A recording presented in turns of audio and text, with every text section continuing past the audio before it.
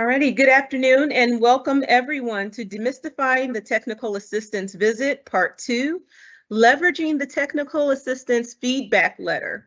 I am your host for today, Lisa Broadway. I'm with the EEOC's Office of Federal Operations, Outreach, Training, and Engagement Division. And I have with me today leaders from our Agency Oversight Division, Ahmad Burse and Marqui Willoughby. They'll be giving a presentation on how you can best leverage the information that you receive during feedback. And we also want to offer an opportunity for you to ask any questions that you may have about the technical assistance visit and the feedback letter.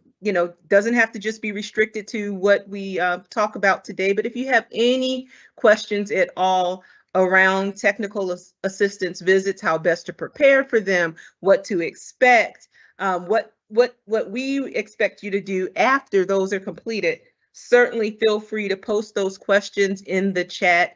I'll be moderating the chat as we move throughout the webinar today. And with that, I'm going to turn it over to you, Marqui and Ahmad. The live stream has started on YouTube, and very excited to have you with us and looking forward to a fantastic presentation. Thank you so much, Lisa. It's a pleasure to join you here. Thank you so much for hosting this great forum, EdCon. Last month, AOD, the Agency Oversight Division, hosted a discussion on demystifying the technical assistance visit that we really enjoyed that discussion that we had. Today we talk about maybe farther along in our dialogue after the TA visit about leveraging the technical assistance feedback letter. We're gonna hopefully likewise maybe talk about demystifying what that entails, as well as how to use it and how to utilize it. My name, as introduced, is Marqui Willoughby. I'm an attorney advisor. Ahmad is also presenting with me. I will be going through a few introductory matters first.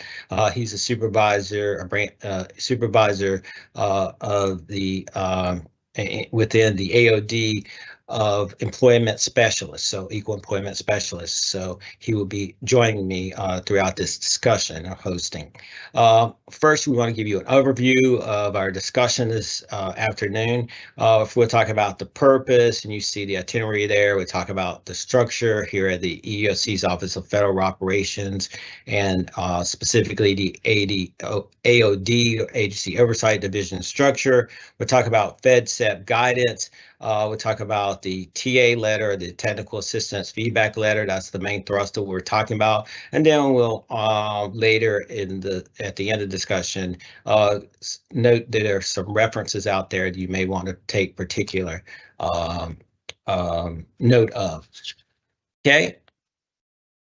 The purpose of today's discussion is to provide a brief overview of the Equal Employment Opportunity Commissioners, or the EEOC's Office of Federal Operations leadership and divisions within the federal sector programs. We provided a lot of that in our previous meeting, so we'll just quickly and briefly talk about that, or just refresh your memory maybe about that.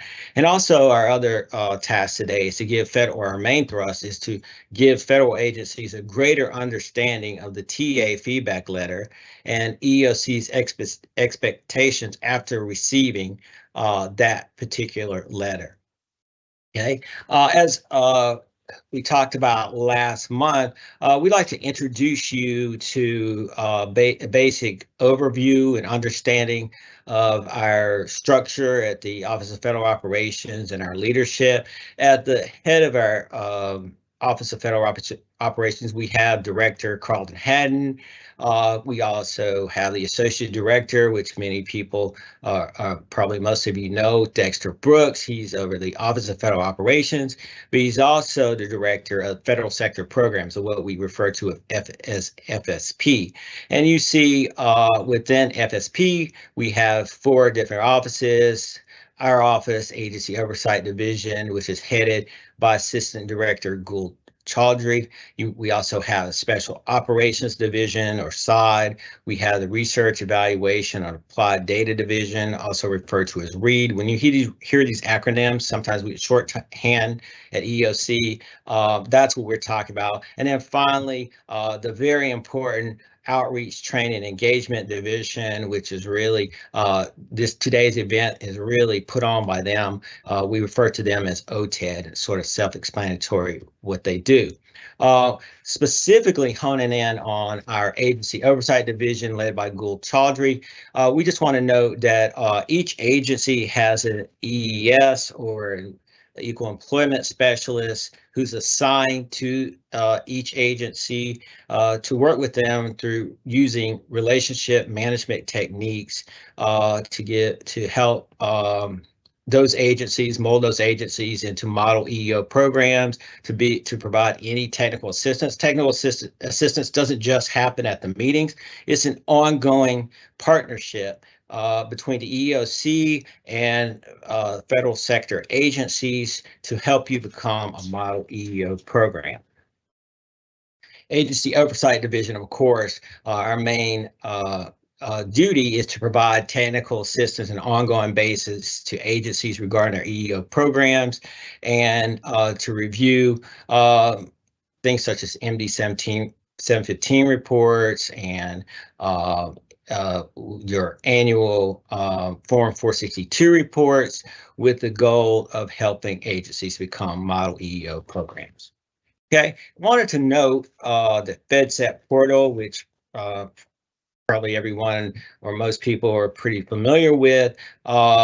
There's a bevy of resources that you can find on there, including guidance that you can access even if you have not registered on that particular portal, or if you just don't, without even having to sign in. Even if you have registered, there's just a lot of resources that you can just click guidance at the bottom of that page, that landing page, and you'll see sort of a depiction. This is a snapshot of the guidance. This doesn't really give the totality of the guidance, but you can see there, you click on there, those are clickable topics under laws. You have, all the statutes except for the Pregnant Workers Fairness Act. I think that has not yet been linked there, but it will eventually be there. You have the regulations there, including 1614. You have No Fear Act there. You have policy guidance. You can all see it there, including executive orders. You have management directives, including MD 110 and 715. And underneath there, that's not depicted, you have a great section called Training and Education. There are a lot of videos that are housed there. There's a video on harassment. There's a video on retaliation, ADR, counseling, just sort of, your wish list of EEO topics, sort of an EEO nerds paradise is what I would call this. You have also some information, or a lot of information, on MD 715 and FedSet, as well as 462, Form 462. Also, I wanted to note we house our reports and evaluations there, including reports on ADR, on reasonable accommodation programs, on anti-harassment programs, as well as our annual reports. And finally, we have some very handy links to or resource partners outside or external to the EEOC, including OPM, MSPB, as well as GAO. Okay, so now we're gonna sort of transition to focusing on the feedback letter. What is it? And a host of other questions that flow from that particular topic. We're going to first, both Ahmad and I are going to engage in a question and answer dialogue that will ask and answer common questions posed by agencies about EEOC feedback letters. And at approximately 30 minutes or so after the hour, we will open up the forum to field questions from the attendees and participants today, from you. And as I think stated earlier, Lisa will be monitoring the chat, and you can submit questions in the chat or raise your hand, and hopefully she'll be able to bring voice to those particular questions. Lisa, did you have a question? I saw the hand sign come up. I didn't know if you. Yes, really quickly, just Yes. just wanted to share with you your camera. If you all wanted to come on camera, it'll be visible then on YouTube as you speak. Okay. Okay, thank you so much.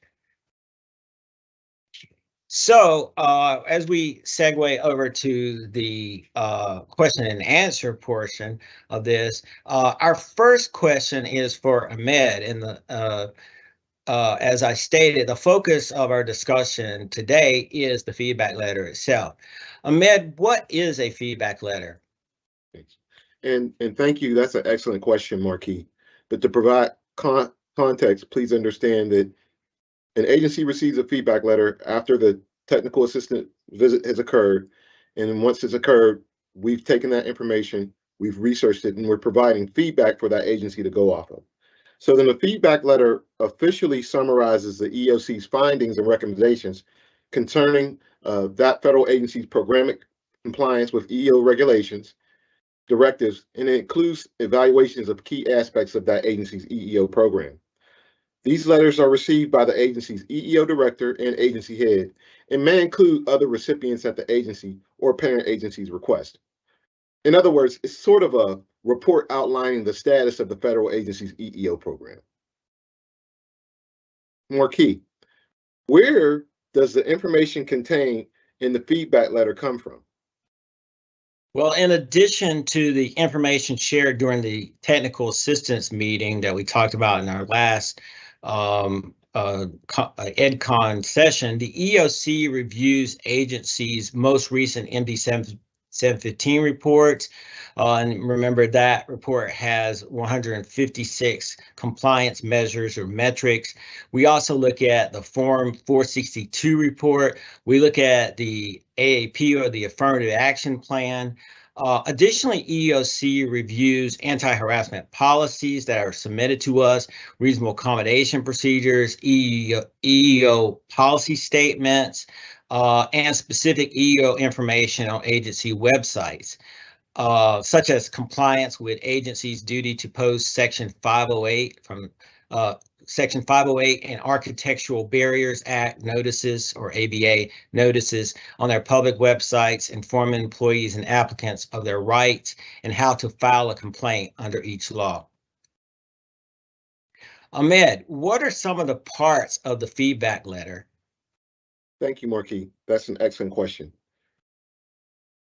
For the past 3 years, the EEOC has focused on feedback letters addressed primarily the agency's best practices, meaning if an agency was able to overcome some type of obstacle or some type of deficiency, and they were able to do it in a way in which other agencies weren't able to, we focus on that as a best practice.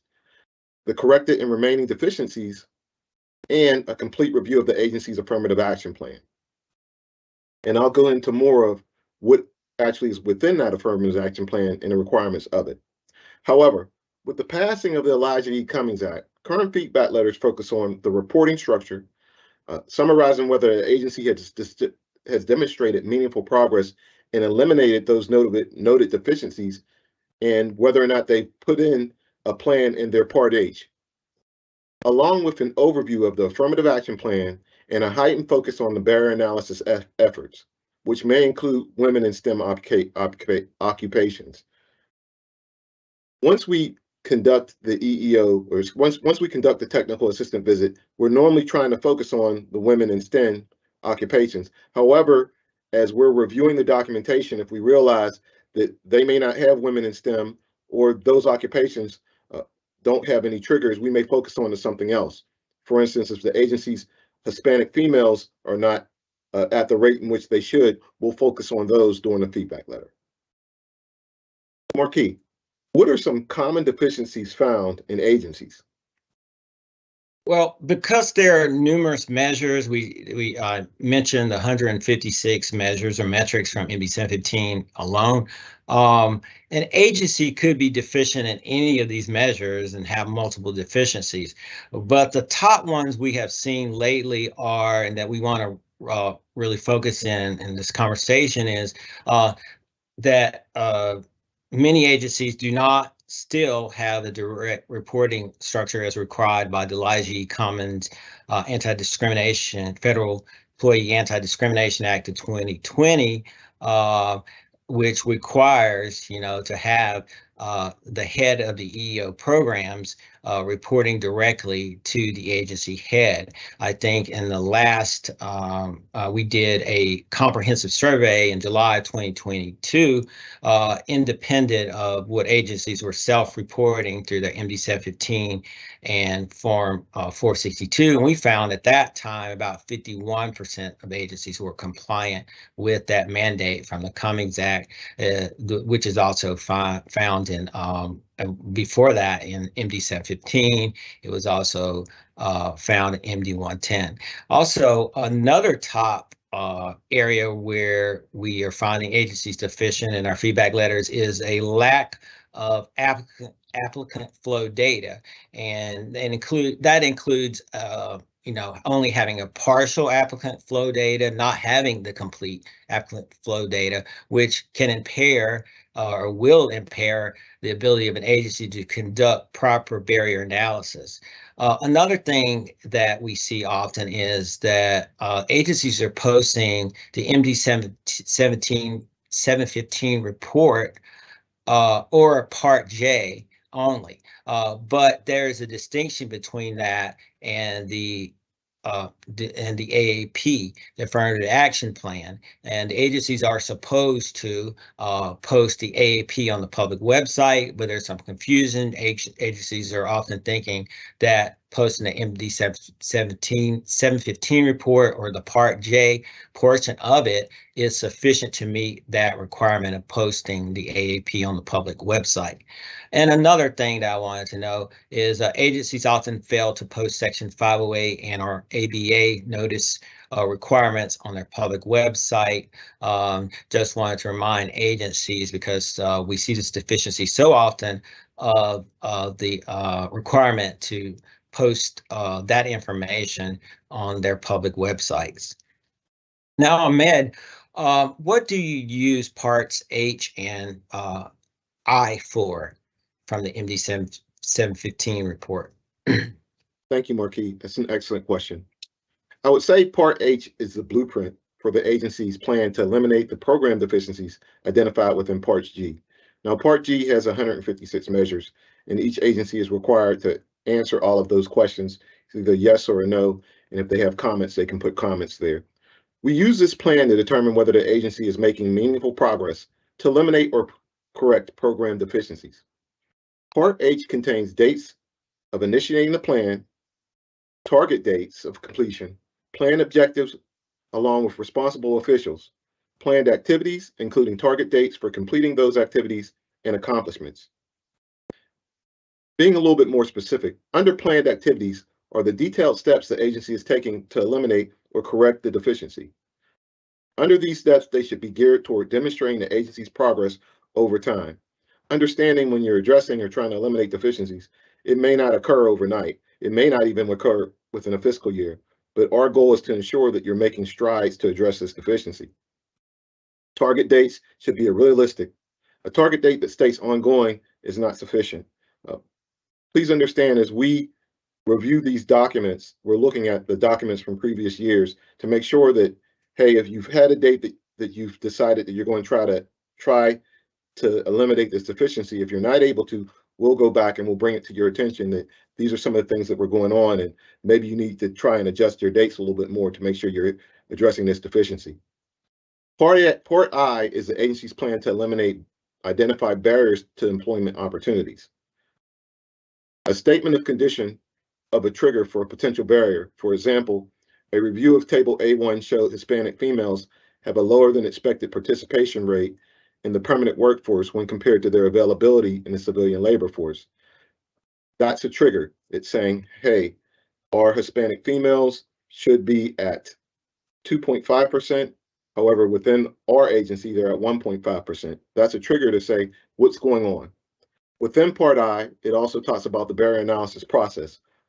What are you using to kind of dig down and pull back the onion to figure out, is there an actual barrier in place? Are you using workforce data table, grievance data, exit interviews, and things of that nature? Another portion of that Part I is the status of that barrier analysis process. Where are you in that process? What procedures or practices are impending or impacting the ability for this demographic to progress throughout the agency? Similar to Part H, Part I also includes objectives and target dates for their EEO plan, along with responsible officials. And one note regarding responsible officials, as we're reviewing the data, a responsible official is someone that has an impact over improving or correcting this deficiency.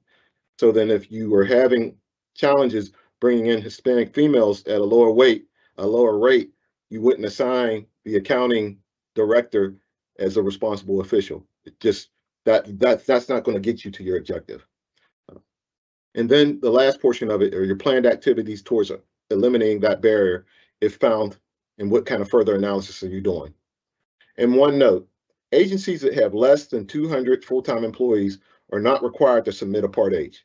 Once again, for those agencies that are 201 and over, they'll fill out their Part G. If there's a no, that Part G will automatically generate a Part H for them to complete. If they're 200 or less, within their Part G, if they have any no's, what they'll do is put that information into the executive summary. So then they're still coming up with a plan, ways of addressing it, and requiring management officials. However, as opposed to being in Part H, it would be in their executive summary. Marqui, what is the Part J of the MD 715 report used for?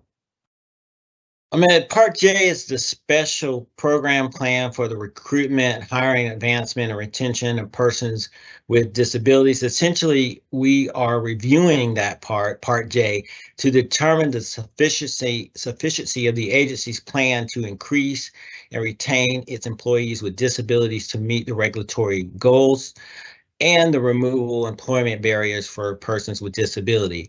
The AAP is generated from the content in Part J as well as Part G.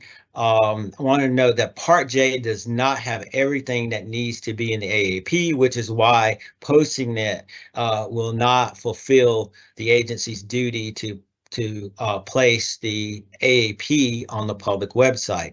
The AAP will pull from Part G as well as workforce data tables in addition to Part J. So it cobbles together those different parts to create the product of the AAP. Therefore, posting just Part J will not be sufficient. The AAP is generated by FedCep separately, apart from Part J, and should be posted as that product of that I referred to, that's pulling from Part J for workforce data tables, and Part G, that is the AAP. Now, Ahmad, what happens if an agency doesn't meet the 12% and 2% regulatory goals? So then the 12% and 2% regulatory goals are part of our evaluation of an agency's affirmative action plan. In that affirmative action plan, we evaluate it in 4 ways. Number 1, posting the affirmative action plan on a public website. In your earlier response, you had stated that some agencies will sometimes post a Part J or post their MD 715 in lieu of an affirmative action plan. However, the agency must post the affirmative action plan on their public website. Issuing compliant reasonable accommodation. Once again, this falls under their affirmative action plan. All agencies must have a compliant reasonable accommodation program. Posting the personal assistance services procedures on the public website. Sometimes agencies will embed their embed their personal assistance services procedures within their reasonable accommodation program. And there's nothing wrong with that. However, there must be something on the website, on the public-facing website, saying that, hey, we do have personal assistance services. A lot of agencies will just put a link on the right under their reasonable accommodation procedures to let people know that we do have personal assistance services. And remember, when you're putting these on your public website, it's not only for employees, but applicants for employment. And then the last thing we'll be reviewing in regards to your affirmative action plan is establishing regulatory goals for people with disabilities and people with targeted disabilities. The EEOC does not approve an agency's affirmative action plan solely because the agency has not reached its employment goals. We understand that there may be circumstances as to why. The EEOC will work with agencies who do not meet the goals to develop steps to improve their hiring. Exactly which steps an agency takes will depend on the circumstances. Some examples are training managers about the hiring authority for people with intellectual disabilities, severe physical disabilities, and psychiatric disabilities, or otherwise known as Schedule A persons with disabilities. And remember, using the Schedule A disability, using Schedule A as a hiring option is an appointment, not actual hiring. That person is appointed into that role. Schedule A persons with disabilities. There are other types of Schedule A persons. However, we're talking specifically about Schedule A persons with disabilities. Increases recruitment of individuals with disabilities. What steps is the agency taking to increase this group? Are they working with the workforce recruitment program? Are they reaching out to agencies like the Department of Veteran Affairs? Or are they reaching out to other agencies that employ people with disabilities? Because the goal is to hopefully create a pipeline to allow persons with disabilities be able to enter the agency. And then finally, another example is the increased efforts to hire and retain individuals who require support employment because of their disability. We encourage agencies to review their workforce data. For instance, if persons with disabilities are leaving the agency at a higher rate that they're coming in, what is the reason? What is the issue? Is there something there? Is there something inhibiting them? Also, does the agency have programs that mentor and develop their persons with disabilities? Not just programs for all, but programs to specifically assist persons with disabilities. Marqui, what if an agency can't comply with the Elijah Cummings Act? Well, as we discussed, the Cummings Act makes it mandatory for the head of each federal agency's EEO program to report directly to the head of the agency.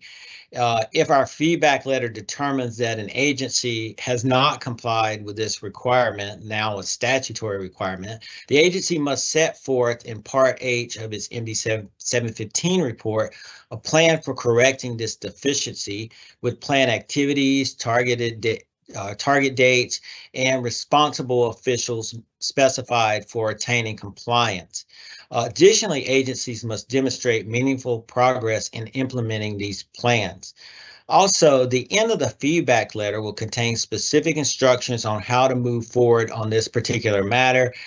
For example, many agencies will be instructed to submit a compliance report within 6 months of the date of the feedback letter, explaining the agency's progress in correcting this particular deficiency, amongst others, if there are others.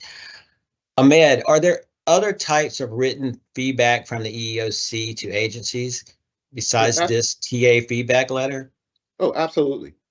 Agencies must submit a new or updated anti-harassment policies and reasonable accommodation policies and procedures to the EEOC for approval.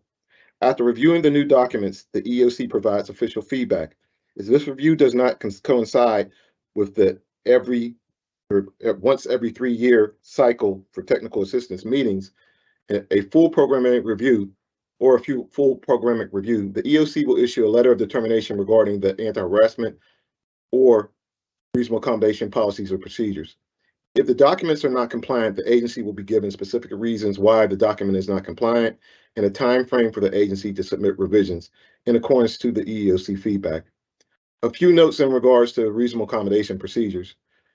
If an agency submits their procedures to the EEOC and then we respond back at letting them know, hey, you may need to correct, or you will need to correct elements 1, 2, and 3 in order for the policy to be, in order for the procedures to be compliant, we recommend that they correct those 3 deficiencies. Sometimes we'll send it back to the agency and the agency will correct one of the deficiencies and then change something within the letter to bring or to create other deficiencies.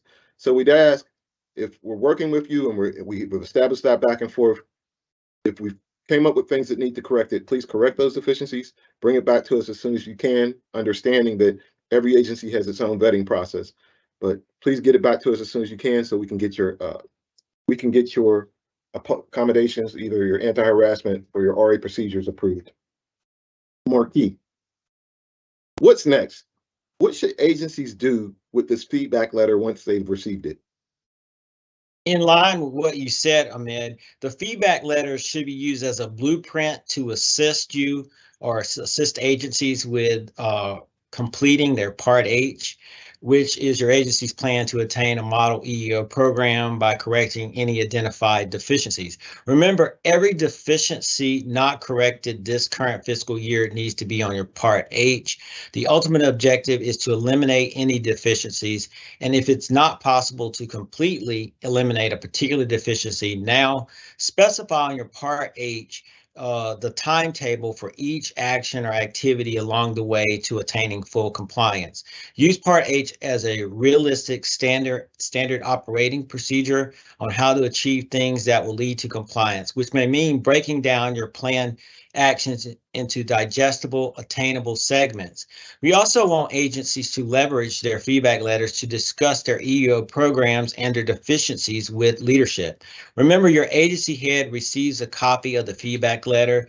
The letter is therefore a powerful tool to say to them, the EEOC is the EEO enforcement authority, and here we have them saying that a particular matter must be corrected, and the failure to do so is keeping us from becoming a model EEO program and obtaining full compliance. For example, the letter could be used as leverage to advocate for additional EEO program resources such as staff and funds if that lack of funding is linked to specific deficiencies.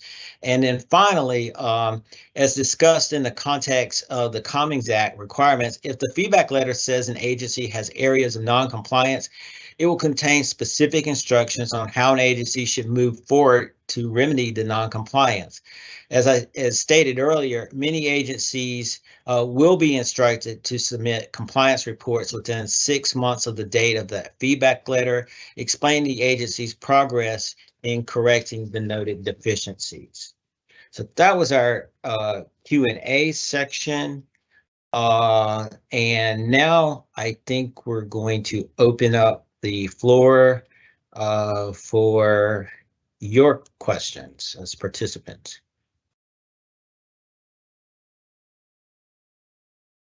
Righty, so here's an opportunity for you to ask questions of the agency experts. And let's see, I see one here. And it is, does EEOC take into consideration small agencies, less than 20 FTEs with regards to program implementation? The importance and legal requirements to have a program are understood. However, without the resources and budget, small agencies often do not have the personnel resources who specialize in EEO matters, and thus it's very challenging to implement some of these requirements. So again, the question is, does the EEOC take into consideration small agencies with regard to program implementation? And as you answer that, I'm going to move you into the presentation area, Gul, so that you can tag team with Marqui and Ahmed. Well, then before Gul comes in all the way, I'd just like to respond to that. We understand that small agencies don't have the resources, and it may be challenges in order for them to get to become compliant. So then what we try and do is we offer whatever, we try and ensure that we give them information from other agencies that maybe are their size, of options they've used and techniques that they've used in order to get their programs compliant. Understanding it may take a little bit longer, but there are options out there to get the agency into compliance in order to be a model EEO program. Gul? Good afternoon, everyone. First of all, I want to thank Carlisa and OTED for giving us this platform for having this extremely important discussion, and Marqui and Ahmad for facilitating this really important conversation. Thank you for that question. We get that often. We get that question very often, and we start our letters and our feedback on the onset of stating that we recognize that your agency may have 10, may have 4, may have 20 full-time employees. We really do want to work with your agencies and take a look at critical program deficiencies, if you have any, and try to facilitate conversations in a collaborative manner to identify those. For example, ensuring that there is a EEO complaint process, making sure that you have a EEO policy statement, anti-harassment procedures, reasonable accommodation procedures, the types of critical areas that we think that have the largest impact on having a model EEO program. So we try to first facilitate having conversations on those particular programs.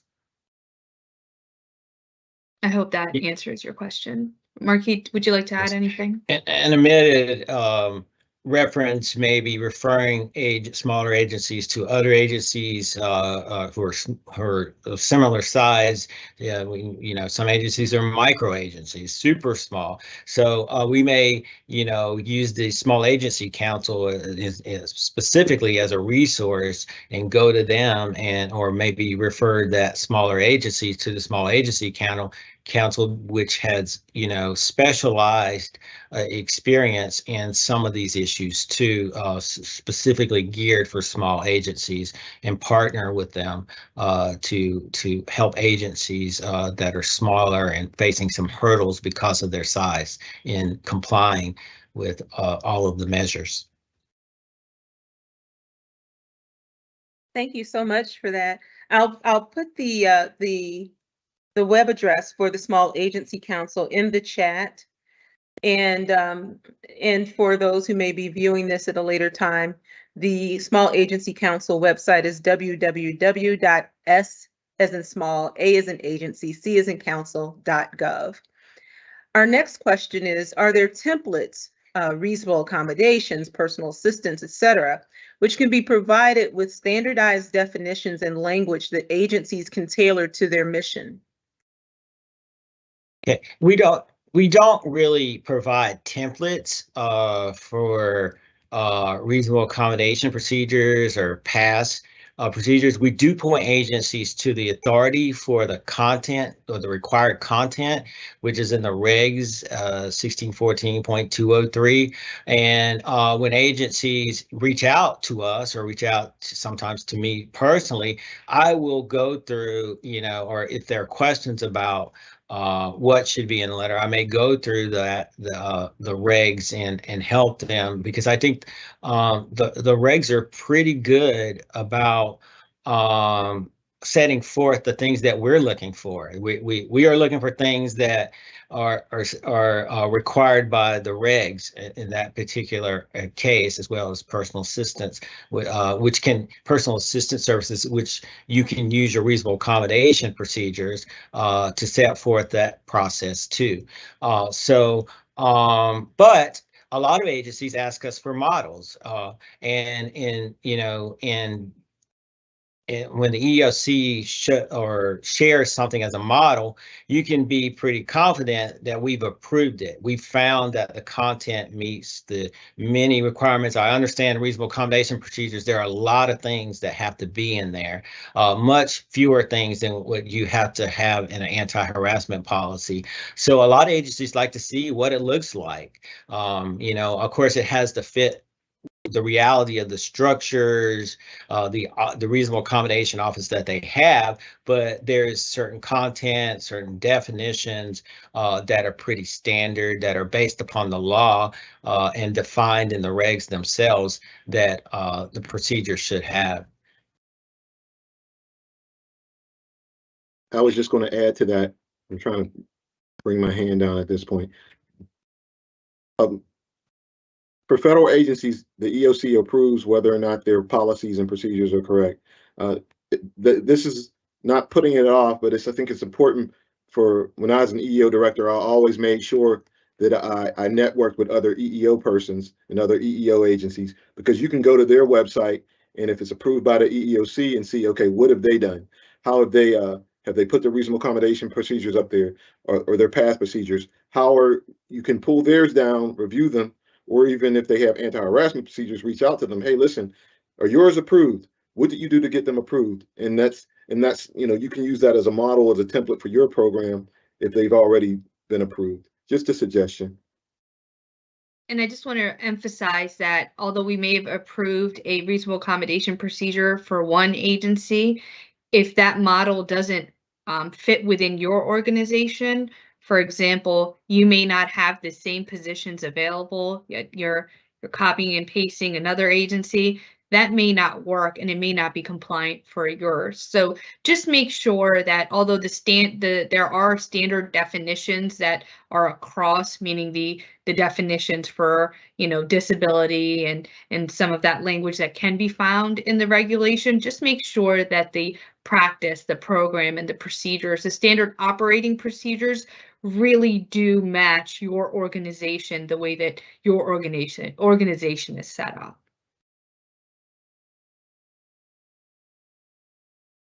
Awesome. Thank you so much for that. As it was mentioned, the importance of building your professional network to be able to share information. I thought to place in the chat, and just want to share verbally for those that will be viewing the recording at a later time, that the EEOC's EEO Education Consortium is an excellent opportunity to build your professional network. The consortium is a community of practice that offers opportunity for networking, ongoing EEO and DEIA education, and there's even a mentoring program that was recently launched within the consortium. And so those are all excellent opportunities to make those contacts and share information amongst the community. So I placed that information in the chat, and for those that will be watching at a later time, the consortium's membership is at no cost. To join, you simply need to email us at edcon@eeoc.gov. That's edcon@eeoc.gov. And before we come to the other question that's showing in this session's chat, we are also live on YouTube. And a question that's come in is, can micro agencies work out their own interagency agreements to assist or switch EEO complaint processing, writing, FADs, etc.? Basically a bartering system for those agencies that lack staffing or monetary resources or want to avoid conflicts of interest. Yes. We're all nodding our heads saying yes. Yes. Agencies can, as long as there's no conflict of interest within their, I guess, bartering system or contract. We would consider that a contract with another agency to facilitate or assist with, whether it's EEO complaint processing, FAD writing, just ensuring that they are complying with MD 715 and MD 110 as they consider contracting out some of those process. And I just want to go back to reasonable accommodations because I forgot to mention this. If an agency has an approved reasonable accommodation procedure and there's some changes made within those procedures, please make sure that you send us an update so we can go ahead and review and approve any changes made. There is a requirement, even if your procedures are compliant at one point, if any changes are made, they do need to be sent back to us for further approval. Thank you so much. Our next question. Small agencies often do not have a high turnover. As such, recruitment will be low as personnel are not leaving. Is that taken into consideration when determining whether recruitment activities are sufficient? Yes. For smaller agencies, we would recommend taking a look at a longer time span, doing a trend analysis of recruitment efforts. We're talking about possibly 5 years, depending on what potential turnover there may be. So we're really looking at over a period of time versus a 1 year span. And Ahmad or Marqui, if you'd like to add anything to that. I think that The only thing I think about in smaller agencies, because that's one of the things when we conduct a technical assistant visit, it's very much, hey, we don't have high turnover. There's a lot of things that aren't impacting us. But I always ask, so then what is your succession plan? How are you developing the next group of folks that, because you're not going to be there for the, I mean, some folks may be there for the rest of their lives, but most people will at some point retire from the agency or they'll move on. What's the succession planning like? How are you going to ensure that you're bringing the best, most qualified folks into the agency with the most diverse backgrounds? And that's kind of my question back to them. Like, hey, what are you developing? Understanding this may not be an issue now, but I mean, just looking at the way things have been, a lot of agencies thought that they're going to bring people on until that agency said, hey, we're not doing telework. And folks said, oh, well, we're not going to come. We're not going to be a part of this. So is your agency prepared for the next wave of technology or whatever's going to impact it in a way that they may not be prepared for? So that's just how I kind of look at things. And I try to advise agencies that way. Awesome. Thank you so much. Our next question is, how often are technical assistance visits conducted? And in between those visits, is it okay to have meetings with the Agency Oversight Division to make sure that your agency is on track? Yes. To take the second question first, we get requests for meetings constantly to discuss maybe granular issues, sometimes macro issues about the EEO program. A particular issue has arisen in real time and an agency needs to have a special meeting with us. We have lots of meetings about conflicts of interest. What does AOD think about that? We have meetings about, anti-harassment programs and plans regarding that, about disability programs and planning regarding that, sometimes to look at things that we customarily would not review, such as religious accommodation procedures.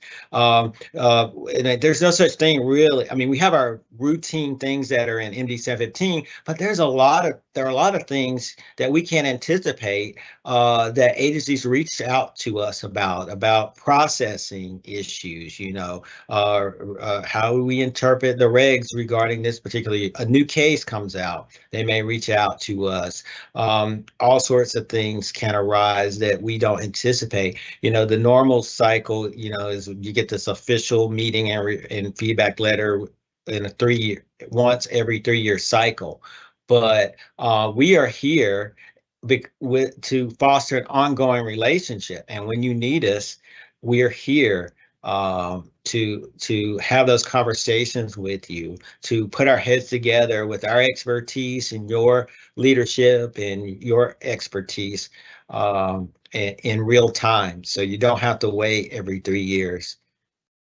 And to add on to that, I'm sorry, go ahead, Will. Oh, no, go ahead, and then I can also add after. Our whole role in AOD is relationship building. We want to ensure we want to help agencies become the model EEO program, and we really can't build relationships if you only talk to us every 3 years. So if you have questions, and then within the feedback letters as we're developing them, one of our tenets is best practices. I guess I'm frozen here, but one of our tenets is best practices. And if you ask us a question and then we're able to reach out to the rest of the team and they have a best practice that might benefit you, and we have best practices that benefit you, we're going to go ahead and get that information and put it back out. But the main thing about it is that we are very much into relationship building. And we want to be there to assist you in you becoming the model EEO program. And I was just going to state that many times when new EEO directors come into their agency, they do reach out to us to have a meeting, a meet and greet type of meeting. We're happy to facilitate those conversations as well. And if you think that there's certain topics that could be helpful for the whole community, we're happy to take those into consideration. That's one of the reasons that we're having this 2-part outreach webinar type of training, because many of the questions that we answered today and on the part 1 of this session were some of the questions that we do get continuously. We're happy to have this type of forum for other topics that may be useful to agencies as well. Awesome. I'm sure when you started speaking on building relationships and inviting agencies to stay in contact, there was a collective exhale.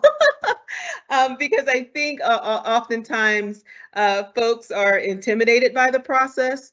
And again, that's why I'm so excited that we were able to host you today, because I think it's important for folks to not only understand what we do, but that we're interested in helping them succeed in their efforts to create that model EEO program. Another quick question as we come close to the close of today's event. Before I come to that question, one quick thing. To reach out to your agency's equal employment specialist, you can send an email to AOD, that's A for agency, O for oversight, D for division, at EEOC.gov, and that email will be routed to your specialist for follow-up. Alrighty, so our next question. If you would, could you please expound on the Part H for small agencies, those under 200? Does the Part H automatically still generate does the Part H automatically still generate when the no column is marked in Part G? And does the agency explain their plan in Part E, the executive summary? So that question is 2-part. Let me know if you need me to repeat either part, and I'm happy to do so. No, I think I understand the question. So it's really up to the agency. If you feel like you'd like to create a Part H to kind of talk through that program deficiency, you can, but you're not required to. What you are required to do is establish a plan. And so that plan can be placed in the executive summary in lieu of creating that Part H. However, the parts of Part H, meaning that specific plan to correct that deficiency, it is helpful to have each one of those outlined elements in Part H be a part of the executive summary. So for some agencies, they just find it easier to complete the Part H itself. For some agencies, they believe that they can just put that information into the executive summary. So we really do leave it up to the agency's discretion. We just want to ensure that there is a plan to try to correct that deficiency.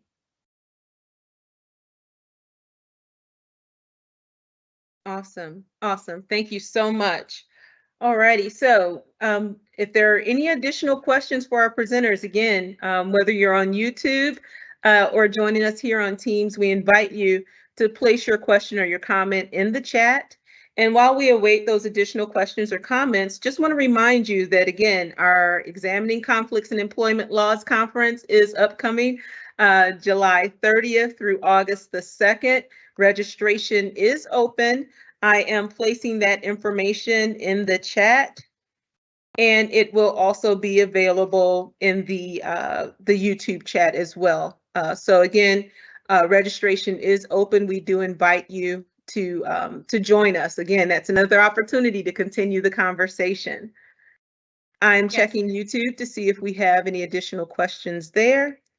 Carlisa, and I'll just add, many of the AOD staff will be at Excel as well. So if you see any of us, please come up to us, talk to us, engage with us. Don't be shy. We'll be there.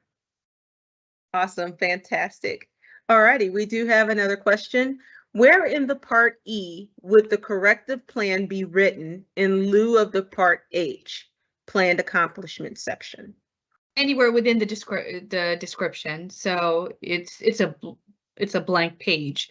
You can just start off with saying, this is the deficiency, underline it, and just put what you're going to do to try to facilitate correcting it. So there's no specific, since it is just a blank page. Awesome. Fantastic. Any other questions or comments? This is your chance to ask the agency experts. All righty. Well, one thing that we're excited well, one, we want to thank you for joining us. We're excited that you joined us today. Very excited to have been able to host leadership from the Agency Oversight Division. And again, as they shared, this does not have to be the end of the conversation. They invite you to keep in contact, to ask questions as you move through your work, utilize them as a resource. Again, their email address is aod@eeoc.gov. And before I turn it over to our presenters for any closing remarks, again, want to thank you for joining us. Want to invite you to come to Excel. Want to remind you about joining the EEO Education Consortium. Send that email to edcon@eeoc.gov. And then another couple of things. As we're kind of talking about, some questions that you may have, and then some interest you may have in some more targeted training.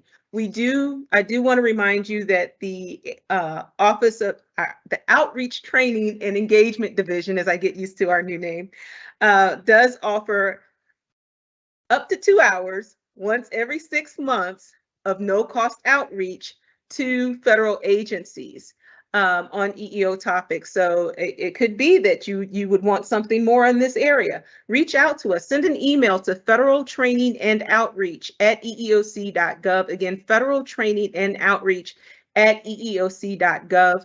Most often, those outreaches are conducted via Teams or Zoom or Adobe Connect, so virtually. And so we're able to accommodate a number of those requests pretty swiftly. So again, reach out to us. And again, if there are topics that when you check out our training calendar that I posted in the chat, that's can be found at eeotraining.eeoc.gov.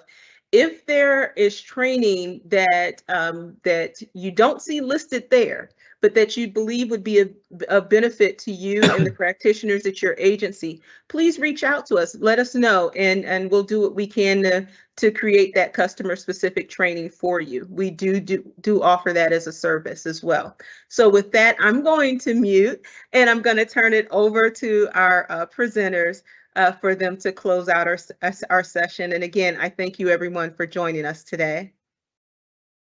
Thank you so much, Lisa, for hosting. It's been a pleasure. Thank you for the great discussion. I don't have any prepared closing remarks, but I think Lisa really did a great job reiterating that this is an ongoing relationship between the Agency Oversight Division and the federal sector. We're here to help your agency have a model EEO program, and part of that is helping to correct any deficiency, to provide ongoing feedback, as well as the feedback letter from the technical assistance visits. So we are here, we are available. I'm constantly talking to agencies about their programs and enjoy it. And we have, even when I don't know the answer, we have a great number of experts here that I consult with, including Gul and Ahmed, that assist us in responding to your inquiries and your issues. So do not be afraid to reach out. This is why we're here, and this is what we enjoy doing. I echo concur, everything. Yeah, I echo everything that Marqui said. So thank you all for participating in this. I hope this two-part session has eased your mind on these technical assistant visits, and we look forward to working with each one of your agencies one-on-one as well. So thank you. Appreciate it. Have a good day.